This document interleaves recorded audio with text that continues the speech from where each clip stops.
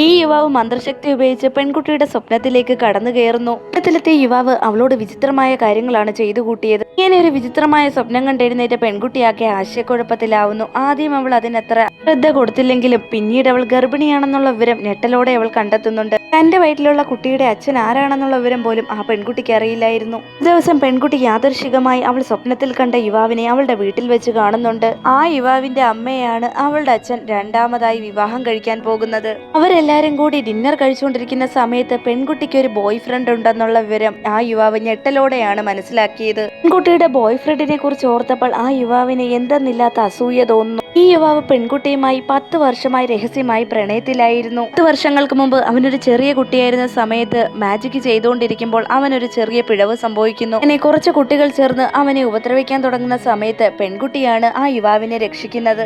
ആ ഒരു നിമിഷത്തിൽ തന്നെ പെൺകുട്ടിയോട് അവന് ഫീലിങ്സ് തോന്നിയിരുന്നു. എന്നാൽ ഒരു ദിവസം പെൺകുട്ടിയുടെ അമ്മയാവട്ടെ മറ്റൊരു സിറ്റിയിലേക്ക് കൊണ്ടുപോകാൻ ഒരുങ്ങുന്നുണ്ട്. അവളെ നഷ്ടമാകുമെന്ന് കരുതിയ യുവാവട്ടെ തന്റെ പക്കലുണ്ടായിരുന്ന ഒരു കൂട്ടം മണികളുടെ ഒരു ചെയിൻ അവളെ ഏൽപ്പിച്ചിട്ട് അവൾ വലുതാവുമ്പോൾ തീർച്ചയായും അവളെ പ്രപ്പോസ് ചെയ്യുന്ന വാക്കും കൊടുക്കുന്നു. എന്നാൽ ചെറുപ്പകാലത്ത് നടന്ന കാര്യങ്ങളൊക്കെ പെൺകുട്ടി ഇതിനോടകം തന്നെ മറന്നു കഴിഞ്ഞിരുന്നു. പെൺകുട്ടിയുമായി അടുക്കാൻ വേണ്ടിയിട്ടാണ് തന്നേക്കാൾ പ്രായമുള്ളൊരു സ്ത്രീയെ അവൻ തന്റെ അമ്മയായി നിയമിക്കുന്നത് തന്നെ. അതിനുശേഷം ആ സ്ത്രീയോട് എങ്ങനെയെങ്കിലും പെൺകുട്ടിയുടെ അച്ഛനുമായി അടുക്കാൻ അവൻ ആവശ്യപ്പെടുന്നു. അവന്റെ പദ്ധതി പോലെ തന്നെ കാര്യങ്ങൾ നടക്കുന്നത് കൊണ്ട് പെൺകുട്ടിയുടെ വീട്ടിൽ അവൻ എളുപ്പത്തിൽ കയറിപ്പറ്റാൻ സാധിച്ചു. അങ്ങനെ പെൺകുട്ടിക്ക് വേണ്ടിയിട്ട് ഒരു ദിവസം അവനൊരു സോപ്പ് ഉണ്ടാക്കി നൽകുന്നുണ്ട്. എന്നാൽ ഈ സമയത്ത് പെൺകുട്ടി ഒരു കാര്യം ശ്രദ്ധിക്കുന്നത്, അവൻ തന്റെ സ്വപ്നത്തിൽ കാണുന്ന യുവാവിനെ പോലെയാണല്ലോ ഇരിക്കുന്നതെന്ന് കണ്ടിട്ട് അവൾ ഭയത്തോടെ ആ സൂപ്പ് താഴേക്ക് വെക്കുന്ന വഴിക്ക് അവന്റെ ദേഹത്തേക്ക് ആ സൂപ്പ് അറിയാതെ വീഴുന്നുണ്ട്. കുറ്റബോധം തോന്നിയ പെൺകുട്ടിയാവട്ടെ ഉടനടി അവന്റെ ദേഹത്ത് പറ്റിയ സൂപ്പ് ക്ലീൻ ചെയ്യാൻ ഒരുങ്ങുന്നു. എന്നാൽ ഈ രംഗം അവളുടെ ബോയ് ഫ്രണ്ട് കാണുന്നുണ്ട്.